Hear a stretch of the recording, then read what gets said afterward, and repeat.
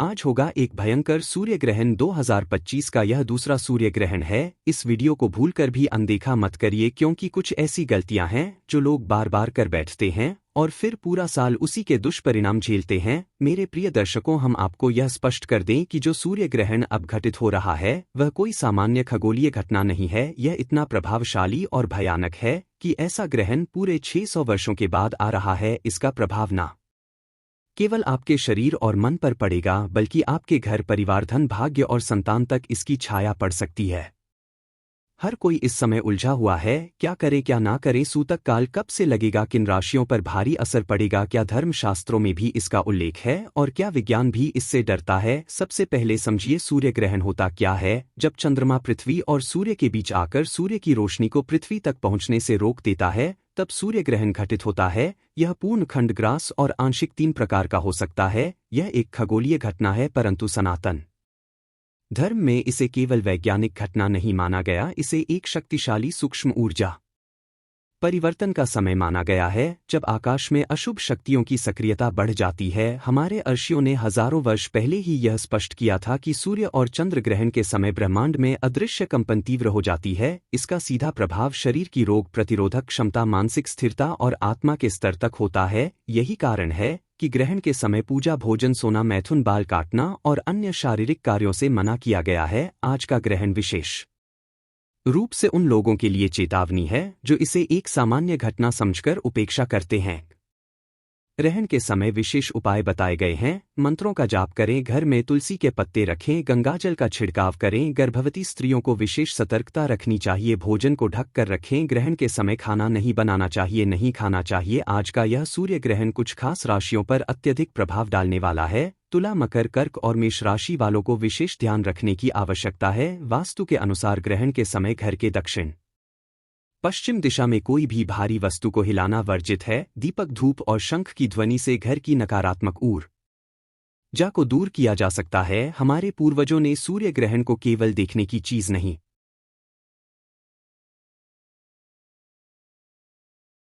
माना बल्कि यह चेतावनी और सुधार का अवसर है। ग्रहण की शुरुआत से पहले ही सूतक काल आरंभ हो जाता है जो एक अदृश्य चेतावनी की तरह काम करता है। सूतक काल उस समय को कहते हैं जब वातावरण में सूक्ष्म स्तर पर भारी परिवर्तन शुरू हो जाता है। यह काल सूर्य ग्रहण से 12 घंटे पहले शुरू हो जाता है। इस समय सभी शुभ कार्य वर्जित माने जाते हैं। विवाह, यज्ञ, पूजा, भोजन, यहाँ तक कि मंदिरों के कपाट भी बंद कर दिए जाते हैं। ध्यान दीजिए, सूतक काल कोई डराने वाली बात नहीं है बल्कि यह आत्मसंयम और शुद्धि का समय है। इस दौरान मन, शरीर और घर की ऊर्जा को बचाए रखना बहुत आवश्यक होता है। धार्मिक दृष्टिकोण से यह समय तब ध्यान और मंत्र उच्चारण के लिए सबसे प्रभावशाली होता है। हमारे सनातन ग्रंथों में बताया गया है कि ग्रहण के समय किया गया जब सामान्य समय के मुकाबले हजारों गुना फल देता है। इसीलिए इस दौरान एयूएम नमः शिवाय, एयूएम नमो भगवते वासुदेवाय या एयूएम सुर नमः जैसे मंत्रों का जाप अवश्य करें। गर्भवती स्त्रियों के लिए यह समय विशेष सतर्कता का होता है। उन्हें इस समय बाहर नहीं निकलना चाहिए, नुकीली वस्तुओं से दूर रहना चाहिए और एकांत में बैठकर अपने बच्चे के लिए अच्छे विचार, धार्मिक ग्रंथों का पाठ और मंत्रों का उच्चारण करना चाहिए। वैज्ञानिक रूप से भी यह समय कुछ विचित्र परिवर्तन लेकर आता है। वातावरण में पराबैंगनी किरणों की तीव्रता बढ़ जाती है जिससे त्वचा और आंखों पर प्रभाव पड़ सकता है। इसीलिए बिना सुरक्षा के सूर्य ग्रहण को देखना नहीं चाहिए। ज्योतिष की दृष्टि से यह सूर्य ग्रहण कुछ राशियों के लिए विशेष परिवर्तन लेकर आएगा। जिन जातकों की कुंडली में सूर्य कमजोर है या जिनकी दशा अंतरर्दशा सूर्य या राहु से प्रभावित हो रही है, उन्हें मानसिक अस्थिरता, निर्णयों में भ्रम और पिता से संबंधित समस्याएं हो सकती है। मकर, कर्क और सिंह राशि के जातकों को इस समय विशेष उपाय करने चाहिए जैसे तांबे के पात्र में जल भरकर सूर्य को अर्घ्य देना, सूर्य मंत्रों का जाप करना और लाल वस्त्र दान करना। इससे नकारात्मक प्रभाव को रोका जा सकता है। वास्तुशास्त्र के अनुसार ग्रहण के समय घर में शुद्धता बनाए रखना आवश्यक है। गंगाजल का छिड़काव करें, तुलसी के पौधे के पास दीपक जलाएं और घर के मुख्य द्वार पर गोमूत्र या गौमे से लिपाई करें ताकि नकारात्मक ऊर्जा घर में प्रवेश न कर सके। ग्रहण केवल एक घटना नहीं है, यह आत्मचिंतन, शुद्धिकरण और चेतना को जागृत करने का अवसर है। सूर्य ग्रहण का प्रभाव केवल आंखों से दिखाई देने वाले प्रकाश पर ही नहीं होता, बल्कि यह मन, मस्तिष्क और आत्मा के भीतर तक जाकर असर करता है। शास्त्रों में बताया गया है कि जब सूर्य अपनी पूरी ऊर्जा नहीं दे पाता तब पृथ्वी पर तमोगुण की वृद्धि होती है। यही कारण है कि इस समय मूर्खता, क्रोध, आलस्य और मानसिक भ्रम का वातावरण बन जाता है। सनातन परंपरा में सूर्य को आत्मा का प्रतिनिधि माना गया है। जब सूर्य ढक जाता है तो केवल प्रकाश ही नहीं, आत्मबल भी क्षीण होता है। इसलिए यह समय संयम, ध्यान और आत्मिक शुद्धि के लिए सर्वोत्तम है। ग्रहण के समय कुछ विशेष बातें हैं जिन्हें हर हाल में अपना चाहिए। पहला, मंत्र जाप। दूसरा, मौन रहना। तीसरा, कम से कम बोलना और व्यर्थ की चर्चाओं से दूर रहना। चौथा, जल में कुछ या तुलसी डालकर पीना। पांचवा, ग्रहण के बाद स्नान और दान। विशेषकर बुजुर्गों और बच्चों को इस समय घर के अंदर ही रहना चाहिए। ग्रहण के समय खुले आसमान के नीचे अधिक समय बिताने से शरीर पर नकारात्मक ऊर्जा का प्रभाव हो सकता है। ज्योतिषीय दृष्टिकोण से देखा जाए तो सूर्य पिता आत्मविश्वास, उच्च अधिकारी, सम्मान और प्रतिष्ठा का प्रतीक होता है। जब सूर्य ग्रहण होता है तो इन सभी क्षेत्रों में बाधाएं आ सकती है। कई बार नौकरी में रुकावटें, पिता के स्वास्थ्य में गिरावट या समाज में अपेश जैसी समस्याएं जन्म ले सकती है। आज जो ग्रहण हो रहा है उसमें राहु सूर्य को ग्रस रहा है और यह स्थिति कुंडली के नवम, दशम या पंचम भाव में हो तो जातक के लिए अत्यंत कठिन परिस्थितियां उत्पन्न हो सकती है। मेष, कन्या और तुला राशि के जातकों को विशेष रूप से सतर्क रहना चाहिए। अनावश्यक यात्रा से बचें। पिता और गुरु के साथ किसी भी प्रकार का मतभेद ना रखें और पीपल के वृक्ष के नीचे दीपक जलाकर सूर्य मंत्र का जाप करें। वास्तु शास्त्र की दृष्टि से ग्रहण के दौरान घर की उत्तर पूर्व दिशा को शुद्ध रखें, वहां गंगाजल और कर्पूर मिलाकर छिड़काव करें और एक शांत वातावरण बनाए रखें। ग्रहण के समय घर में टीवी, मोबाइल और तेज आवाजों से बचना चाहिए। यह समय भीतर जाने का है, बाहर से जुड़ने का नहीं। ग्रहण के बाद स्नान करना अनिवार्य माना गया है। यह केवल शरीर की शुद्धि नहीं, ऊर्जा की शुद्धि के लिए भी आवश्यक है। स्नान के बाद स्वच्छ वस्त्र धारण करें और सूर्य को अर्घ्य देकर दान पुण्य करें। ग्रहण एक मौका है खुद को भीतर से साफ करने का, पुराने कर्मों को धोने का और आत्मा को फिर से तेज देने का। जो इसे समझ लेता है वह जीवन के रहस्यों को भी समझने लगता है। ग्रहण केवल एक खगोलीय घटना नहीं है, बल्कि यह ब्रह्मांड में होने वाले ऊर्जा परिवर्तन का संकेत है। जब सूर्य की ऊर्जा बाधित होती है तब पृथ्वी पर चल रही अदृश्य लहरें दिशा बदल लेती है। यही कारण है कि हमारे ऋषि मुनियों ने सूर्य ग्रहण के समय को सबसे संवेदनशील और प्रभावकारी काल माना है। इस समय साधारण कार्य भी विशेष फल देते हैं और छोटी गलतियां भी भारी परिणाम ला सकती है। सनातन धर्म में यह स्पष्ट रूप से कहा गया है कि सूर्य ग्रहण के समय की गई तपस्या, साधना और जप अन्य समय की तुलना में लाख गुना अधिक फल देती है। इसलिए इस समय का अपमान या उपेक्षा करने वाला व्यक्ति जीवन में दुख और भ्रम का शिकार हो जाता है। सूर्य ग्रहण के समय कुछ बातें हैं जिन्हें भूलकर भी नहीं करना चाहिए। नहाना धोना ग्रहण समाप्त होने से पहले नहीं करना चाहिए। बाल, नाखून काटना वर्जित होता है। गहीन काल में सोना, खाना, हंसना और शारीरिक संबंध बनाना निषिद्ध है। गर्भवती महिलाओं को विशेष सावधानी बरतनी चाहिए। पेट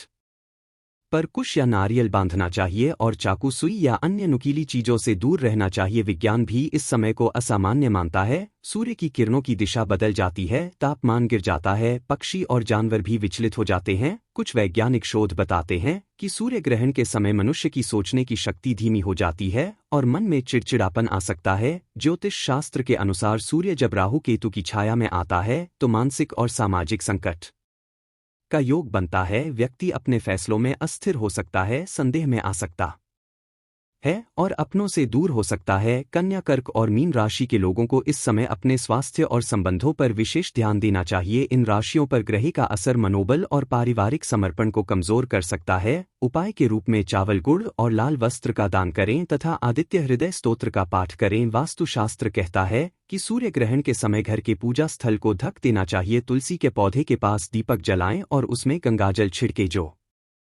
लोग इस समय शंख बजाते हैं उनके घर की नकारात्मक ऊर्जा स्वतः ही समाप्त होने लगती है। ग्रहण समाप्त होने के बाद घर में सभी जगह गंगाजल का छिड़काव करें, स्वयं स्नान करें और कम से कम एक निर्धन को भोजन या वस्त्र का दान जरूर करें। गण जीवन में एक चेतावनी लेकर आता है। यह बताता है कि समय हर किसी के लिए स्थिर नहीं है। जो जाग जाता है वह बच जाता है, जो सोया रहता है वह पछताता है। प्राचीन समय में सूर्य ग्रहण को केवल एक खगोलीय दृश्य नहीं माना गया, बल्कि यह आत्मिक चेतना और ब्रह्मांडीय संकेतों का प्रतिबिंब था।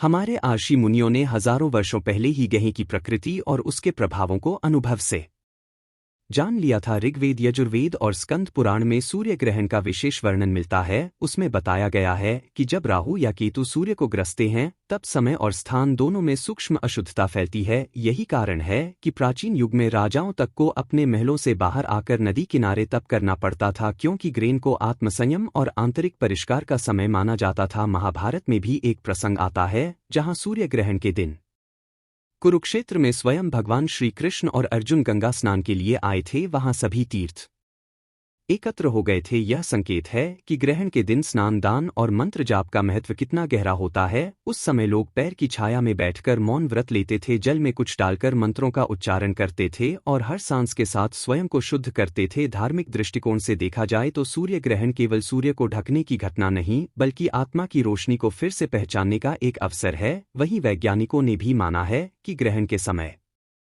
पृथ्वी के चुंबकीय क्षेत्र में हल्के बदलाव आते हैं। इन बदलावों का असर मानव मस्तिष्क पर पड़ता है। कई लोग इस समय बेचैनी, नींद में खलल या विचारों की भारी हलचल का अनुभव करते हैं। इसलिए प्राचीन काल में कहा गया है कि ग्रहण के समय मन को स्थिर रखना, आंखें बंद करना और सांसों पर ध्यान देना सबसे लाभकारी होता है। यही ध्यान की प्रथम अवस्था मानी गई है। ज्योतिषियों की मान्यता है कि जब सूर्य ग्रहण पृथ्वी पर पड़ता है तो यह केवल उस स्थान विशेष पर नहीं, बल्कि संबंधित राशि, नक्षत्र और ग्रह दशा पर भी गहरा प्रभाव डालता है। इस बार जो सूर्य ग्रहण हो रहा है वह विशाखा नक्षत्र में है और तुला राशि पर प्रभाव डाल रहा है, जिससे व्यापार, विवाह और कानूनी मामलों में उलझने बढ़ सकती है। मेष, तुला और मकर राशि के जातकों को विशेष रूप से मंत्र जप, सूर्य अर्घ्य और दान पर ध्यान देना चाहिए। पीले फूल, तांबे के बर्तन और लाल फल जैसे अनार या सेब का दान अत्यंत शुभ फलदायी माना गया है। वास्तु के अनुसार ग्रहण के समय घर की रसोई बंद रखें, कोई नया पकवान न बनाएं और सभी खाने पीने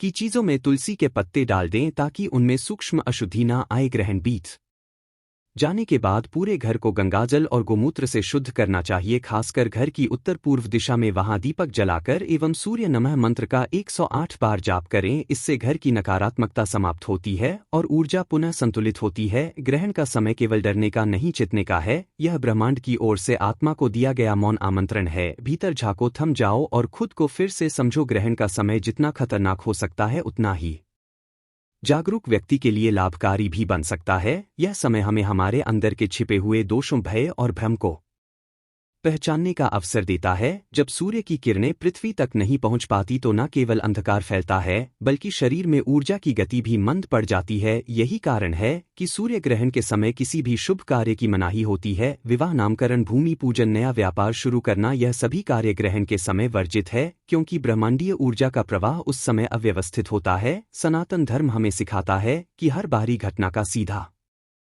संबंध हमारी अंतरात्मा से होता है। जब सूर्य छिपता है तब यह आत्मा के अंदर छिपे अज्ञान का प्रतीक बन जाता है। इसीलिए इस काल को अज्ञान पर ध्यान का समय माना गया है। ज्योतिष में सूर्य आत्मा का कारक है और जब उस आत्मा पर छाया पड़ती है तो व्यक्ति भ्रम, दुख और असमंजस से घिर सकता है। ऐसे समय में ध्यान, मौन और मंत्रों का जप ही वह साधन है जो मनुष्य को इस उलझन से बचा सकते हैं। राशियों की दृष्टि से देखा जाए तो इस ग्रह से वृषभ, तुला और धनु राशि वालों को विशेष सावधानी रखनी चाहिए। इन जातकों के लिए संबंधों में कड़वाहट, व्यवसाय में घाटा और मानसिक तनाव की स्थिति बन सकती है। उपाय के रूप में इन राशियों को सूर्य को जल अर्पण करना चाहिए और आदित्य हृदय स्तोत्र का पाठ करना चाहिए। वैज्ञानिक विश्लेषण कहता है कि सूर्य ग्रहण के समय सूरज की पराबैंगनी किरणें असमान रूप से फैलती है, जिससे त्वचा, आंखों और मानसिक संतुलन पर असर पड़ सकता है। यही कारण है कि इस समय घर के अंदर रहना और विशेषकर बच्चों, बुजुर्गों व गर्भवती महिलाओं को सूर्य की सीधी किरणों से बचाना आवश्यक है। वास्तु के अनुसार ग्रहण के समय घर के मंदिर को ढंग देना चाहिए। देवताओं के सामने धूप दीप जलाकर साधना करें और तुलसी के पौधे को छूना तक वर्जित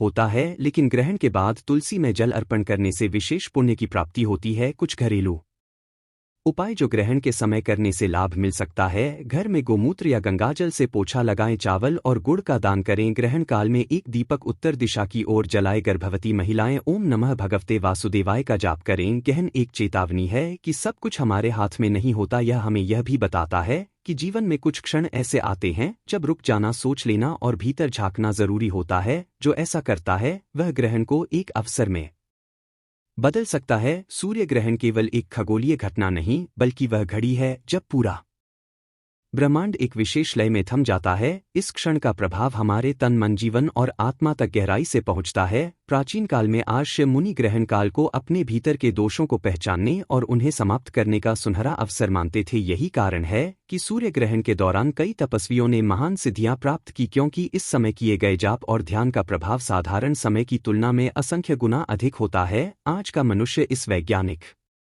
युग में भी अनेक समस्याओं से घिरा हुआ है। अस्थिर मन, अनचाही उलझने, रिश्तों में खटास, धन की कमी और मानसिक तनाव इन सब का एक कारण है। ऊर्जा का असंतुलन और सूर्य ग्रहण उस असंतुलन की चरम स्थिति होती है। ज्योतिष शास्त्र के अनुसार जब सूर्य राहु या केतु की छाया में आता है तब आत्मिक शक्ति कमजोर पड़ती है। इसी कारण से कई लोग इस समय में अत्यधिक भय, थकावट, भ्रम और गलत निर्णयों का शिकार हो जाते हैं। लेकिन जो व्यक्ति इस समय साधना और आत्मचिंतन करता है उसके लिए यह काल वरदान बन जाता है। सिंह, कुंभ और कन्या राशि वालों के लिए यह ग्रहण विशेष रूप से चेतावनी लेकर आया है। सिंह राशि के जातकों को अपने क्रोध और अहंकार पर नियंत्रण रखना चाहिए। कुंभ राशि के लोग अपने लक्ष्य से भटक सकते हैं, इसलिए एकाग्रता बनाकर चलना जरूरी है। कन्या राशि के लोग स्वास्थ्य और पाचन से संबंधित दिक्कतों से प्रभावित हो सकते हैं। इन राशियों के लिए उपाय के रूप में काले तिल और गुड़ का बहते जल में प्रवाह करें। सूर्य अर्घ्य के साथ ईयूएम गृणी सूर्य नमः का जाप करें। ग्रहण समाप्त होते ही गौ सेवा करें, विशेषकर रोटी या हरा चारा खिलाएं। वास्तु के अनुसार ग्रहण के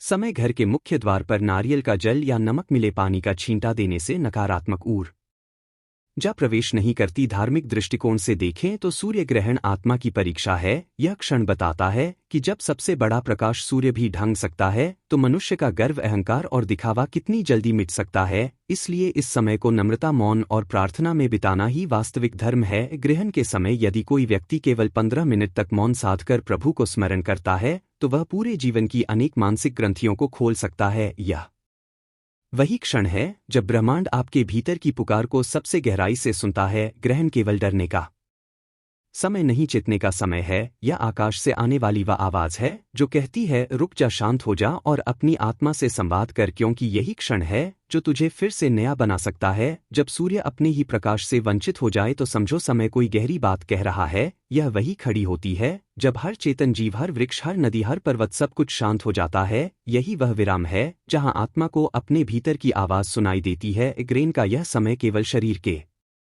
लिए नहीं, विचारों और भावनाओं के लिए भी बहुत संवेदनशील होता है। इस दौरान पुराने घाव उभर सकते हैं, भूले हुए दोहक सामने आ सकते हैं और कुछ लोगों को सपनों में अजीब दृश्य दिख सकते हैं। यह सब संकेत है कि ब्रह्मांड हमें भीतर झांकने का मौका दे रहा है। वैज्ञानिक रूप से भी देखा गया है कि ग्रहण के समय पृथ्वी पर पड़ने वाली सूर्य किरणों में अंतर आता है। यह अंतर पौधों के विकास, जानवरों के व्यवहार और मानव मस्तिष्क की तरंगों पर असर डालता है। कई पशु पक्षी इस समय विचलित हो जाते हैं और मनुष्य के भीतर अनजाने डर या चिंता घर कर जाती है। ज्योतिष के अनुसार सूर्य आत्मबल, पिता, मान, सम्मान और शरीर की ऊर्जा का प्रतीक है। जब उस पर ग्रहण पड़ता है तो यह सभी क्षेत्र कमजोर हो सकते हैं। इसीलिए ग्रहण के बाद पितरों के नाम से जल देना, अपने बुजुर्गों से आशीर्वाद लेना और दान करना शुभ माना गया है। मिथुन, वृश्चिक और मीन राशि के जातकों के लिए यह ग्रहण विशेष ध्यान देने योग्य है। मिथुन राशि के लोगों को वाणी पर संयम रखना चाहिए, क्योंकि कोई बात अनजाने में बिगाड़ बन सकती है। वृश्चिक राशि वालों को क्रोध और आवेश से बचना चाहिए, विशेषकर पारिवारिक मामलों में। मीन राशि के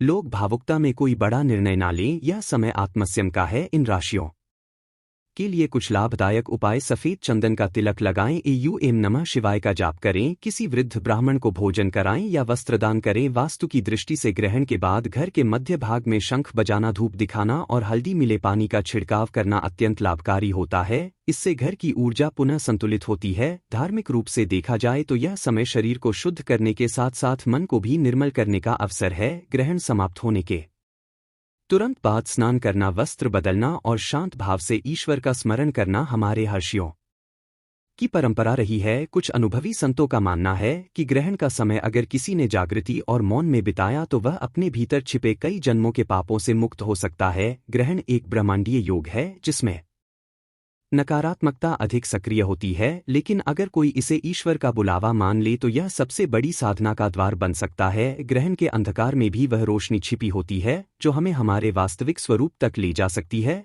बस शर्त है हम थोड़ी देर के लिए रुके, आंखें बंद करें और भीतर उतर जाएं। मित्रों, सूर्य ग्रहण को लेकर जो आपने अभी तक जाना वह केवल जानकारी नहीं थी, वह आपके जीवन की रक्षा, आपके भावनाओं की समझ और आत्मा की शुद्धि का एक माध्यम था। लेकिन अब समय आ गया है कि हम एक सच्चाई से आपको अवगत कराएं। आजकल सोशल मीडिया पर कई जगहों पर ऐसी अफवाहें फैलाई जा रही है कि आज सूर्य ग्रहण लगेगा, वह भी भयंकर प्रभाव वाला। लेकिन सच्चाई यह है कि इस समय कोई भी सूर्य ग्रहण नहीं लगने वाला है। यह सब अफवाहें हैं, भ्रम है जो लोगों के डर और श्रद्धा का लाभ उठाकर फैलाई जाती है। हम आपसे विनम्र निवेदन करते हैं कि झूठी बातों पर ध्यान ना दें। यदि कोई ग्रहण होगा तो हम आपको संपूर्ण और प्रामाणिक जानकारी पहले ही देंगे। हमारा उद्देश्य केवल आपको डराकर नहीं बल्कि आपको जगाकर और सच से जोड़कर जीवन में शुभता लाने का है। इसीलिए यदि आपने अब तक यह पूरी जानकारी ध्यान से सुनी तो आप पहले से कहीं अधिक जागरूक और सुरक्षित हो चुके हैं। अब एक विनती है, यदि आप अपने माता पिता, अपने किसी प्रिय व्यक्ति या अपने इष्ट को मानते हैं, विशेषकर अगर आप हमारे श्री प्रेमानंद महाराज जी को अपना गुरुवर मानते हैं, तो उनके लिए एक लाइक जरूर करिए और नीचे कमेंट में उनका नाम प्रेम से जरूर लिखिए, क्योंकि जब आप अपने इष्ट का नाम लिखते हैं